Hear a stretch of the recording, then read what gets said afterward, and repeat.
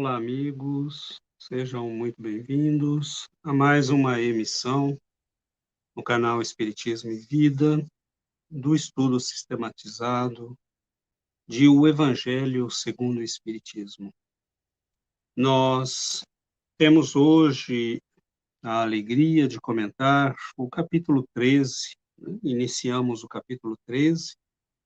Não saiba a vossa mão esquerda o que dê a vossa mão direita. E este é um capítulo que vai estudar a partir, né, de alguns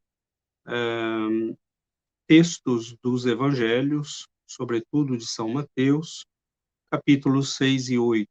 Né? Nós lemos, reproduzido por Allan Kardec, o seguinte texto: Tende cuidado em não praticar as boas obras diante dos homens, para serem vistas, pois do contrário não recebereis recompensa de vosso Pai que está nos céus. Assim, quando derdes esmola, não trombeteeis como fazem os hipócritas nas sinagogas e nas ruas, para serem louvados pelos homens. Digo-vos em verdade, e eles já receberam sua recompensa. Quando derdes esmola, não saiba a vossa mão esquerda o que faz a vossa mão direita, a fim de que a esmola fique em segredo, e vosso Pai, que vê o que se passa em segredo, vos recompensará. Então, esse texto, ele tem, né, uma, uma conotação extremamente interessante, porque Allan Kardec vai comentá-lo depois no item 3 deste mesmo capítulo, e ele vai nos orientar com relação à maneira correta da prática da caridade. Nós não podemos esquecer que a doutrina espírita nos coloca como divisa: fora da caridade não há salvação. Obviamente que quando nós falamos ou lemos fora da caridade não há salvação, isto é bastante interessante, porque nós poderíamos dizer: bom, então, se eu não tenho nada, não tenho dinheiro, não tenho como fazer a caridade, significa que eu não posso ser salvo? Seria, interpretando assim, seria como dizer que Jesus está garantindo a salvação apenas para os ricos, para quem pode fazer a caridade, porque nós interpretamos a caridade como sendo somente a caridade material. Nós veremos neste capítulo, e isso será comentado provavelmente por amigos nossos mais à frente, que a caridade tem uma dimensão na visão espírita que vai muito além da caridade material. Mas a caridade material é certamente o primeiro nível da caridade. E é muito interessante porque São Bernardo de Claraval tem um belíssimo texto no qual ele fala dos níveis do amor. E ele diz que o primeiro amor é os níveis da caridade, né, e do amor. E ele vai dizer que o primeiro nível é o nível egoísta. Nós, às vezes, fazemos o bem porque queremos algo em troca, porque queremos a salvação, porque queremos as recompensas dos louvores humanos, como nos diz o texto do Evangelho, porque sonhamos com posições ou queremos impressionar as pessoas. Então, nós vemos que este primeiro nível de movimento de amor, de caridade em nós, reflete, na verdade, mais o nosso egoísmo que propriamente a nossa compreensão elevada da caridade e do amor. Mas ele diz que é um primeiro nível, né? Então, é preferível que a pessoa faça a caridade para aparecer, para impressionar, para obter aprovação, apoio, né, do que não fazer. Então, já é um progresso, já é um primeiro movimento da alma em relação a sair de si mesma para este amor, de benevolência, de compaixão, de misericórdia que o Cristo nos ensinou e que a doutrina espírita nos explica tão bem.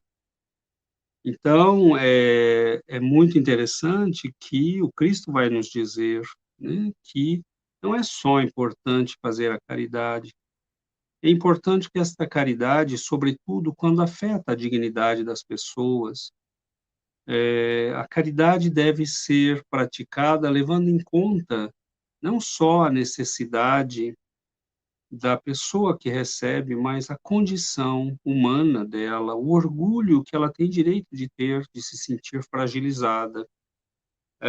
Nós devemos respeitar, né, a dignidade da pessoa. E é muito difícil, né, é muito difícil você pedir, reconhecer que está necessitando, estender as mãos para buscar auxílio. Não são coisas simples. Se nós temos o privilégio de dar, de socorrer, nós deveríamos e devemos agradecer a bênção que nos é concedida, porque é certamente muito difícil você estar passando necessidades materiais, por exemplo, e ter que pedir auxílio. Hoje nós vemos que as pessoas já têm uma certa tranquilidade, para ir pedir auxílio moral.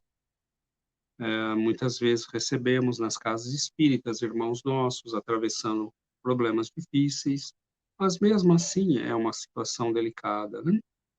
Nós não devemos nunca machucar a dor, do nosso irmão, aumentar a dor do nosso irmão, que já está passando por uma situação, às vezes, difícil, e nós vamos aumentar aquela dor, criando, muitas vezes, um problema maior, né, colocando um peso sobre os ombros dele, que é o peso de receber a nossa atenção, o recurso que oferecemos, envolvido no tecido, da humilhação, né, de colocarmos: "Olha, eu estou te ajudando.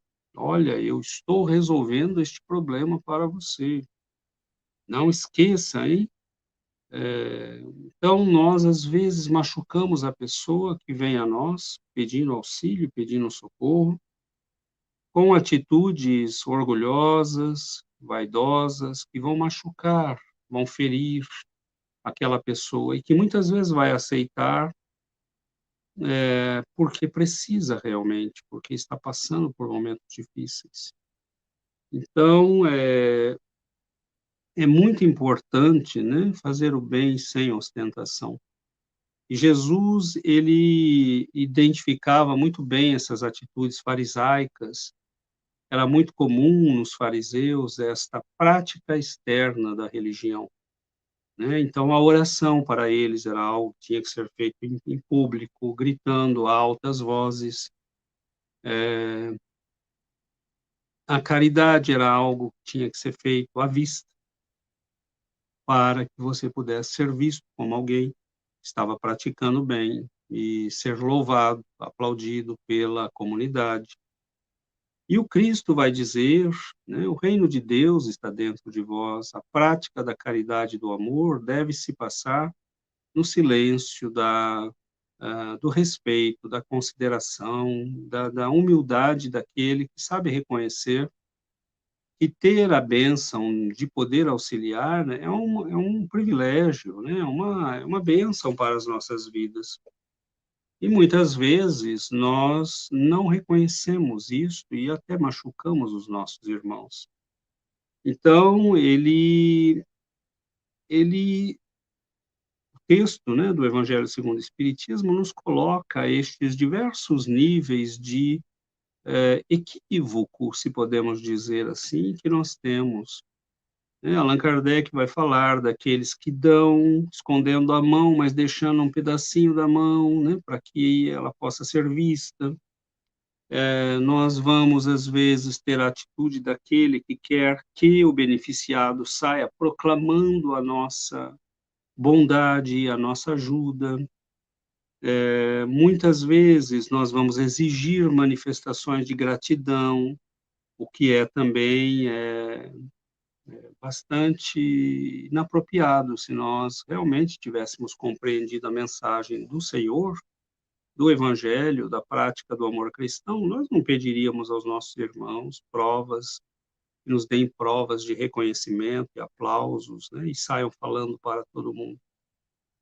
Então, nós vemos esta caridade sutil, delicada, compassiva, nos grandes espíritos, né? Nós vemos que os grandes e nobres espíritos, quando fazem a caridade, procuram envolvê-la no algodão do silêncio, do amor, da compaixão pela dor alheia.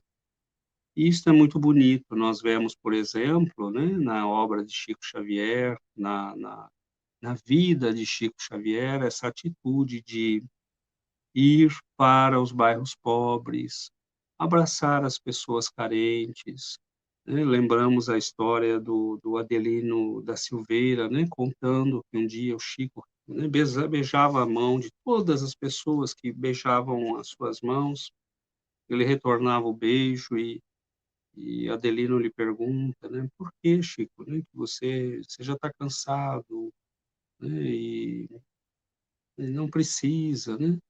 E por que você beija a mão de todos eles? E ele vai dizer, porque eu não posso me ajoelhar e beijar os pés.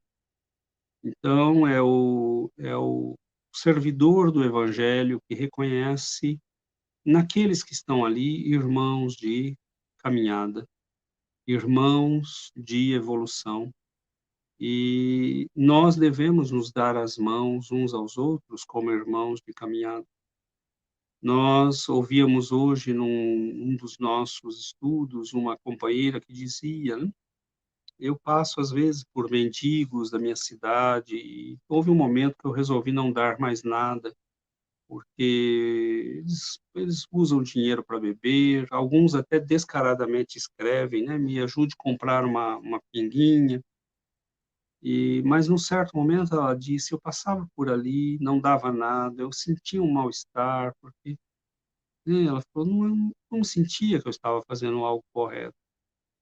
E aí, um amigo espírita me disse: "Olha, não é função sua avaliar o que a pessoa vai fazer, do recurso e do benefício. Você pode não dar dinheiro, dar um alimento, ele vende o alimento e pega o dinheiro para fazer aquilo que ele quer. Então não é função sua, né, se você puder ajudar, agradeça o privilégio de poder ajudar". E nós vemos, né, que a doutrina espírita é muito bonita, ela nos orienta a entender. E nós notamos, né, que essas pessoas que são aparentemente estranhas a nós, muitas vezes a doutrina espírita, e aí vem a beleza da doutrina espírita, né, ela vai nos dizer: você às vezes acha que está ajudando uma pessoa estranha. Mas às vezes não é um estranho, às vezes é um irmão seu do passado, um amigo, um familiar do passado que está ali e que te estende as mãos hoje, que está vivendo um contexto kármico difícil, complicado, por necessidades da sua etapa de evolução, mas, às vezes não é um estranho, às vezes é um amigo querido, uma pessoa próxima. Então é muito bonita a caridade feita com esse espírito de compaixão pela dor dos nossos semelhantes. É muito difícil a situação daquele que precisa pedir, que precisa buscar auxílio junto de terceiros. Já é até um ato de grande nobreza espiritual que a pessoa saiba pedir, né, quando precisa, porque muitos de nós somos orgulhosos e não queremos pedir. Então, a doutrina espírita com a lei, né, da reencarnação, ela vai nos mostrando que as posições se invertem, que nós hoje estamos numa condição de poder oferecer, de ajudar, mas que isso é uma concessão divina. André Luiz, no capítulo 2 do livro Espírito da Verdade, né, ele diz: fazer circular os empréstimos de Deus, né, é algo que pode nos angariar créditos. E é bem isto, porque o que nós temos não nos pertence, né, é muito simples saber o que nos pertence, é só ver o que nós podemos realmente controlar. A nossa vida pode nos ser tirada um minuto, a nossa vida física, evidentemente. Os nossos bens podem desaparecer de um minuto para o outro. A nossa família não nos pertence. Então, os nossos recursos, é uma ilusão achar que eles nos pertencem, são empréstimos divinos. E a caridade é essa possibilidade que Deus nos dá de usar os recursos dele para fazermos investimentos que vão garantir a nossa tranquilidade, o nosso bem-estar espiritual. É como se o Pai nos dissesse: eu te dou esses recursos, use-os, os juros são seus, você me devolve depois o capital principal. Então, nós temos que ter essa compreensão mais larga das coisas. A doutrina espírita nos dá essa compreensão. E ela nos diz que tudo é concessão de nosso Pai. E a inteligência, a saúde, a família, os amigos, né, um corpo saudável, tudo são concessões de nosso Pai. E Ele nos pede que utilizemos isso para multiplicar, fazendo circular os bens divinos, os bens da caridade. Então, é muito, muito importante que nós aprendamos a fazer a caridade lembrando da reencarnação, lembrando que as posições se invertem, lembrando que hoje nós podemos estar ocupando uma posição, uma situação social, que nós podemos ter recursos, mas que isto não é garantia de que nós os teremos no futuro. Então, meus irmãos, quando nós vamos estender as mãos para auxiliar um irmão na casa espírita, alguém que vem a nós pedindo auxílio, é importante lembrar que as posições poderiam ser invertidas. Poderíamos sermos nós ali estendendo as mãos, pedindo o auxílio da caridade alheia. E ninguém garante que amanhã não estaremos numa situação dessas. Né? A lei da reencarnação nos assegura que nós temos um passado complicado, que temos contas a acertar com a providência divina. E se hoje temos o benefício, o privilégio de poder fazermos nós a caridade, isto é extremamente importante, porque é como se Deus estivesse nos dando a possibilidade de acertar as contas pelo amor, pelo trabalho, pelo esforço, pela colaboração com as leis de nosso Pai. Então, queridos irmãos, é muito complexa essa situação, né? Nós vemos pessoas que fazem a caridade e deixam o beneficiado na condição de humilhado, de alguém que sai dali envergonhado, se sentindo humilhado. Isso é muito triste. É lógico que, às vezes, a caridade exige disciplina, exige organização, né? Então, nós vemos, por exemplo, né, belíssima história de São Vicente de Paulo, né, que foi esse pioneiro da caridade organizada, estruturada, porque ele conseguia, né, logo nos primeiros movimentos que ele fez, naquela história, né, da senhora que está ali, supostamente tomada pela peste e ignorada pela cidade, por toda a cidade de Châtillon, né? Eles se trancam e ficam os ricos separados, festejando, vivendo suas vidas, e a pobre da mulher já estava ali há 3 dias, havia uma criança com ela, e ele vai socorrer aquela mulher, ela já está morta, já havia desencarnado, ele recolhe a criança, e aí ele, pela atitude cristã, ele consegue mostrar às pessoas que elas estavam agindo errado. E uma senhora que tinha já 4, 5 filhos, pega a pequena, né, que foi deixada pela mãe morta, e ele diz: aquela que tem menos, aquela que tem mais sacrifícios feitos, ainda pegou este sacrifício. E vocês estão fazendo o quê? E aí, algumas 2, 3, 4, 5 pessoas tocadas por aquilo, no dia seguinte vão todos levar, né, presentes, comida, roupas, para aquela senhora que tinha muitos filhos e que ainda assim havia pego aquela criança. E naquele momento, São Vicente percebe que precisa organizar a caridade.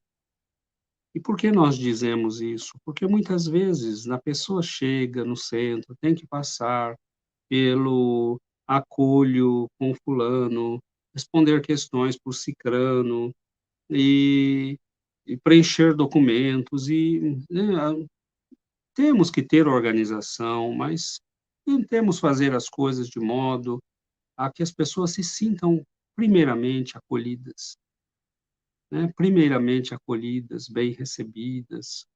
E aí sim nós podemos dizer: "Bom, seria talvez importante você nos deixar os seus dados para que a gente possa manter contato, né, e pedir aos benfeitores que visitem o seu lar, e se nós tivermos alguma coisa, né, talvez a gente possa nós mesmos mandar alguém levar".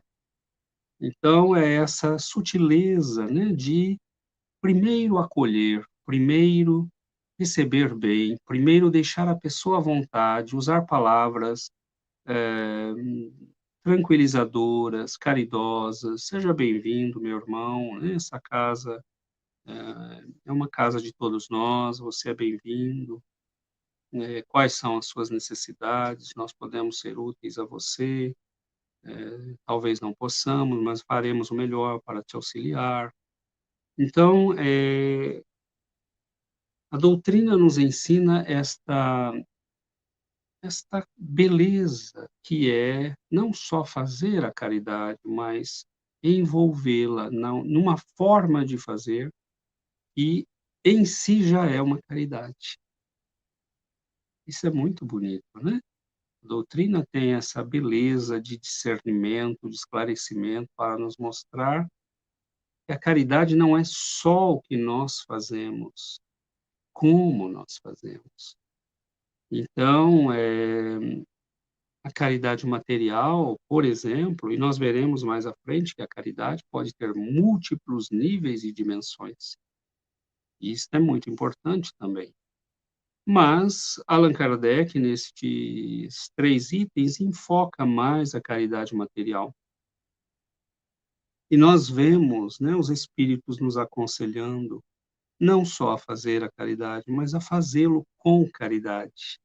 Caridade da boa palavra, a caridade de acolher as pessoas, a caridade de criar um meio ambiente em que a pessoa se sinta acolhida, bem recebida, né, fraternalmente, amparada, sentindo-se entre irmãos. Há pessoas que exploram a caridade alheia e se valem, né. Eu tenho visto, às vezes, nas palestras, pessoas que entram nas palestras online, né: "Vou me matar, meu marido me abandonou, tenho 5 filhos, estou sem comer". E aí você vai, né, em todas as palestras, você abre 4, 5 palestras, é a mesma pessoa fazendo. É lógico que há pessoas mal intencionadas e que muitas vezes se valem da boa vontade, lançam campanhas falsas. Então, óbvio que nós temos que ter um pouco de bom senso, né, averiguarmos as coisas. O que custa hoje entrar num site e ver se aquela entidade está realmente fazendo uma campanha, se aquela pessoa realmente pode falar no nome da entidade. Lógico que nós temos, o Senhor nos recomendou sermos mansos, brandos como as pombas, mas vigilantes como as serpentes. Então, nós não podemos deixar, no entanto, que a frieza com que essas pessoas agem esfrie a nossa caridade. Aí é grave, aí é grave, né, porque nós estamos deixando que o mal do outro esfrie o nosso coração. Procuremos as boas formas de fazer a caridade, nos asseguremos das informações quando há uma campanha, tudo isso é legítimo, não há nada de errado. né? Nós, infelizmente, temos que tomar os cuidados para não favorecermos o crime, o abuso. Mas nós, nas nossas cidades, conhecemos organismos, né, grupos que trabalham, e nós podemos nos filiar a estes grupos, auxiliar. Então, a caridade, ela é acessível a todos nós, e foi isso que Jesus quis dizer quando ele nos falou do óbolo da viúva, né, aquela senhora que estava ali no templo e chega, coloca uma moedinha, aquela moedinha era para ela algo que iria fazer falta. Então, a caridade é nós darmos, às vezes, aquilo que é precioso para nós. Por exemplo, o nosso tempo. Este óbolo da viúva, o Senhor está representando ali as possibilidades que existem na caridade. O óbolo do tempo, o óbolo do esforço, da colaboração. Você tem facilidade para entender, bom, ajude os outros a entender. Você tem facilidade para organizar, seja você aquele que organiza e coloca, né, as coisas em funcionamento. Você tem amigos influentes, use-os para fazer a caridade. Então, a doutrina nos diz que fora da caridade não há salvação. E isto nós devemos, obviamente, entender que a caridade tem que ser acessível a todos, senão só os ricos poderiam se salvar, né? Ou quem tem recursos para fazer a caridade. E nós compraríamos a salvação fazendo doações para as igrejas e campanhas e tudo mais. E não é nada disso. A doutrina está nos dizendo, né, que a caridade é essa caridade que passa muitas vezes sob o silêncio, que o mundo não vê, que ninguém sabe, porque aquele que faz a caridade guarda no silêncio da sua alma, entre ele e Deus, né? Ele guarda aquele privilégio de servir, de estar em contato com o Pai. Ele guarda entre ele e o Pai. O Pai que tudo vê, o Pai que tudo sabe, o Pai que nos conhece. Então, meus irmãos, a doutrina espírita é esta doutrina de amor, de esclarecimento, de lucidez, de bom senso, que vai nos mostrando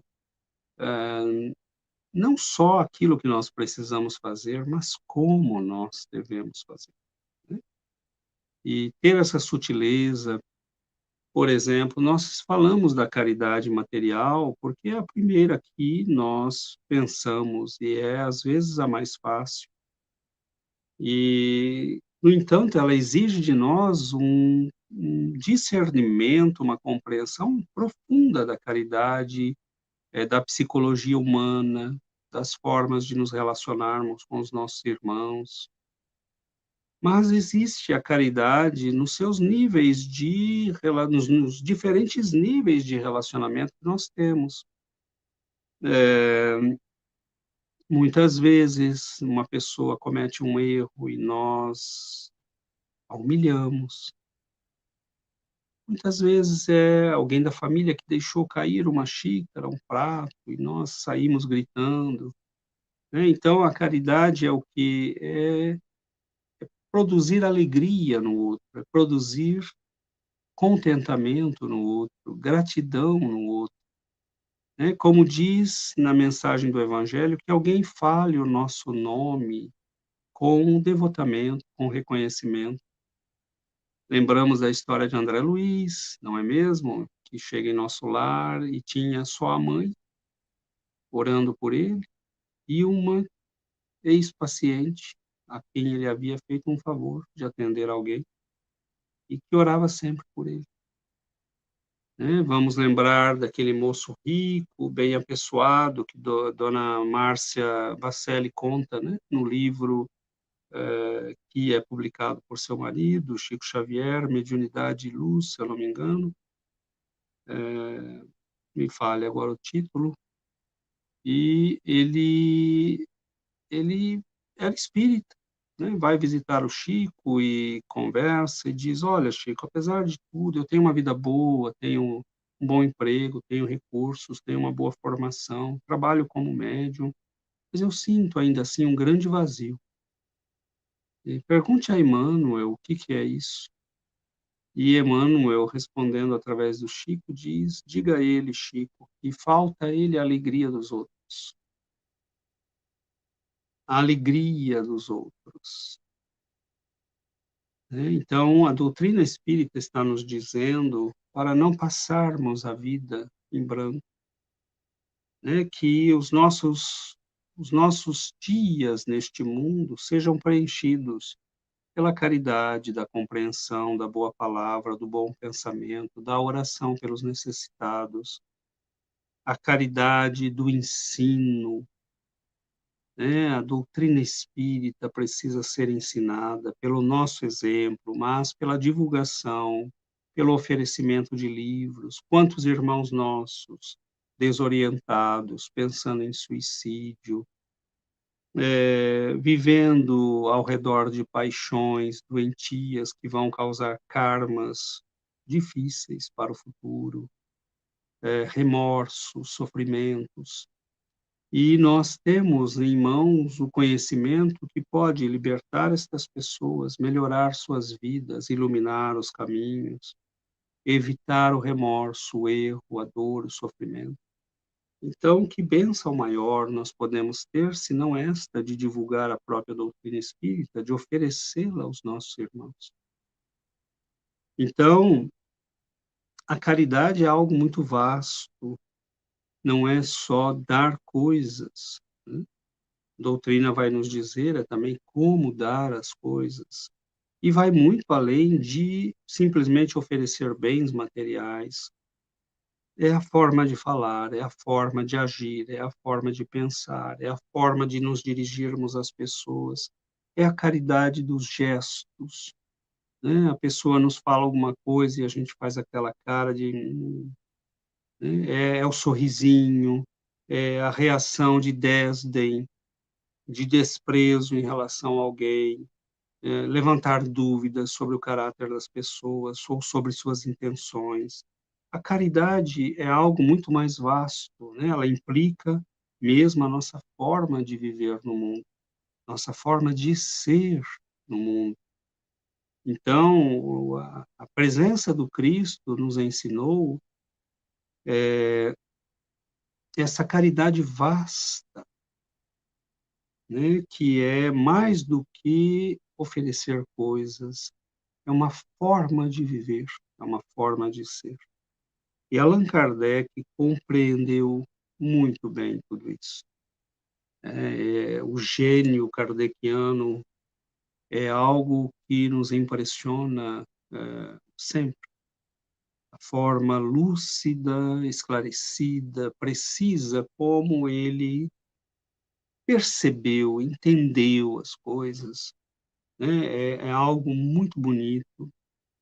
E na questão da caridade, ele foi alguém, né, que os estudos feitos pelos pesquisadores recentemente sobre a história do espiritismo têm trazido à luz muitos documentos sobre a vida do codificador.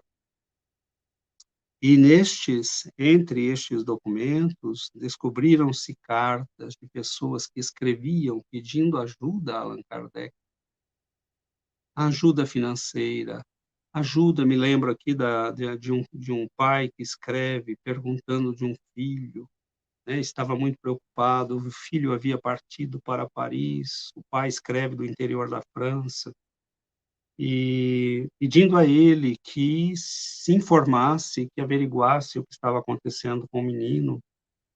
E Allan Kardec vai responder a este pai, né, encontra-se um rascunho da carta que ele mandou, porque ele tinha um hábito de escrever, fazer um rascunho, né, e depois o secretário passava, ou ele mesmo passava limpo para enviar. Então, muitos destes rascunhos foram encontrados, estão sendo traduzidos e alguns estão disponíveis, inclusive, na internet. E ali ele dizendo, né, que não, seu filho não é um ingrato, seu filho não está perdido, ele está trabalhando muito, e eu vou ajudá-lo a colocá-lo em contato com pessoas que possam ajudá-lo a encontrar um trabalho digno. E então é este homem cheio de amor, de ternura, né, são aqueles é o homem que deixa livros, né, para que pessoas que iam a certas áreas de Paris para se suicidar, pudessem encontrar estes livros. É aquele que recebe a todos com muito carinho, com muita dignidade, com muita nobreza, é que se interessa pela dor, pelo sofrimento da humanidade. Então, nós temos no codificador este exemplo do que está no evangelho. Não era alguém que escreveu palavras bonitas, ele as viveu, mas fez de tal modo que ele passou despercebido. Como passará despercebido, né, como passarão despercebidos muitos grandes espíritos. Lembramos que Chico Xavier não tinha absolutamente nada, ou praticamente nada. Então, como alguém que não tem nada, ou muito pouco, que mal dava para a sua família, foi capaz de alimentar milhões de pessoas. Porque o amor com que ele vivia o Evangelho do Cristo e os ensinamentos da doutrina foram capazes de se comunicar aos corações, levando indiretamente este amor a produzir, né? Pessoas que o conheceram começaram a abrir centros espíritas, trabalhos de sopa, de asilos, de creches, de orfanatos, e indiretamente tudo isso é obra do Chico. Então, o poder do amor, o poder do exemplo é contagiante. Isto também é caridade, né? Então, nós muitas vezes ficamos, né, procurando, eu preciso melhorar, eu gostaria de contribuir no centro espírita, mas não sei se eu consigo fazer uma conferência. E aí, por orgulho, nós não fazemos a conferência, mas também não fazemos o comentário num evangelho mais íntimo, no qual poderíamos comentar e começar a praticar. Então, queremos desenvolver a mediunidade da psicografia, mas nunca escrevemos, né, no nosso Facebook nenhuma palavrinha de estímulo, queremos que os espíritos apareçam, manipulem nossos braços para escrever isto ou aquilo, mas e aquilo que nós podemos fazer? Queremos desenvolver a vidência, mas muitas vezes não prestamos atenção nas necessidades daqueles que estão conosco. Não usamos a vidência, né? Não usamos a visão para ver as dores, os sofrimentos. Então, como queremos desenvolver algo se quando temos, e o pouco que temos, nós não usamos? Então, a caridade, meus irmãos, é esta visão, a doutrina nos dá uma visão muito ampla do que seja a caridade. E nos convida a fazer a caridade nesse espírito de compreensão de que, segundo a lei da reencarnação, nós não estamos hoje na condição de oferecer e de ajudar porque somos necessariamente melhores.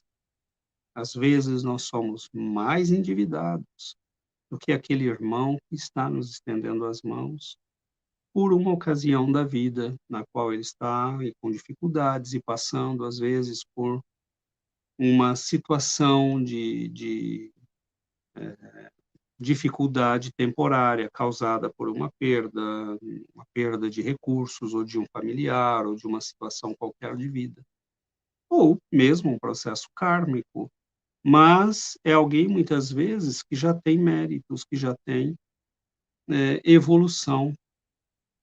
E nós, porque temos hoje um pouco de recursos e podemos oferecer ajuda, achamos que isso significa que temos evolução moral ou que somos melhores. A doutrina nos diz que não. Às vezes, aquele que tem mais possibilidades, é mais endividado, e é por isso mesmo que é convidado a servir mais, a oferecer mais, a contribuir mais. Então, queridos irmãos, esta visão, né, nos diz Allan Kardec no final do texto, a verdadeira caridade, ao contrário, é delicada e engenhosa no dissimular o benefício, no evitar até as simples aparências capazes de melindrar, dado que todo atrito moral aumenta o sofrimento que se origina da necessidade. Ela sabe encontrar palavras brandas e afáveis, que colocam o beneficiado à vontade, em presença do benfeitor, ao passo que a caridade orgulhosa o esmaga. A verdadeira generosidade adquire toda a sublimidade quando o benfeitor, invertendo os papéis, acha meios de figurar como beneficiado diante daquele a quem presta serviço. Eis o que significam estas palavras: não saiba a mão esquerda o que dá à direita. Belíssimo, né? A caridade, ela alcança um nível da sublimidade quando aquele que oferece, né, ainda se coloca na condição de beneficiado. É o que Chico quis dizer, né, quando o Adelino perguntou dos beijos nas mãos. Eu beijo as mãos porque não posso beijar-lhes os pés.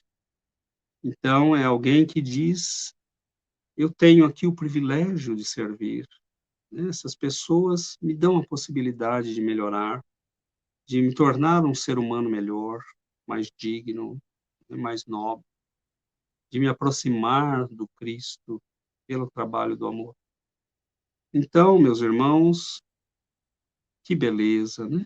Doutrina espírita, que beleza, que bênção nós termos esta compreensão, que alegria o Evangelho fazer parte das nossas vidas, iluminar os nossos caminhos.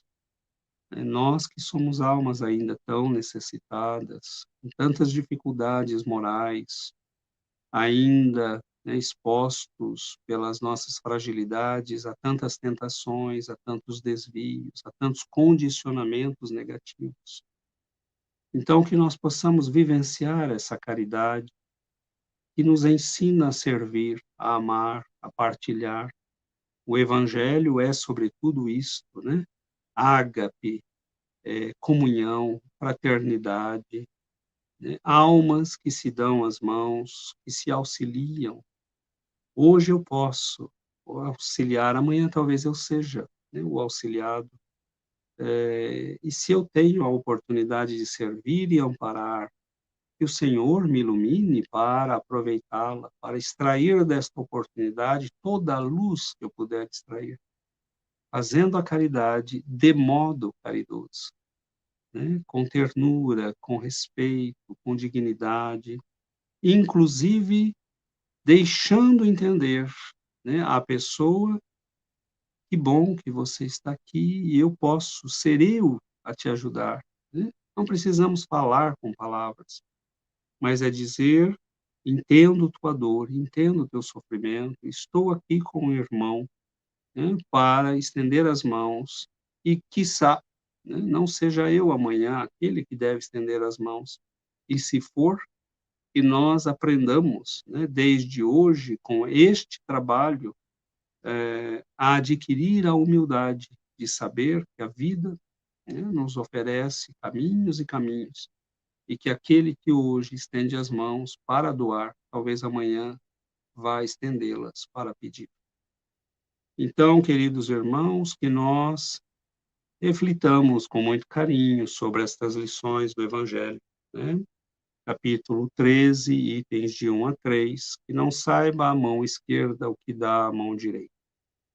Nós agradecemos o carinho, a presença de todos, pedimos aos nossos amigos e benfeitores da vida maior que nos ilumine, abençoe os nossos lares, as nossas vidas, a nossa semana que já começa daqui a pouquinho, que nós tenhamos muita luz e muita paz, e os convido para estarem conosco, né, para a semana que vem, né, e continuaremos, um outro irmão nosso continuará a partir do item 4. Um grande abraço, muito obrigado pelo carinho, pela presença, que o Senhor nos abençoe e nos ilumine a todos.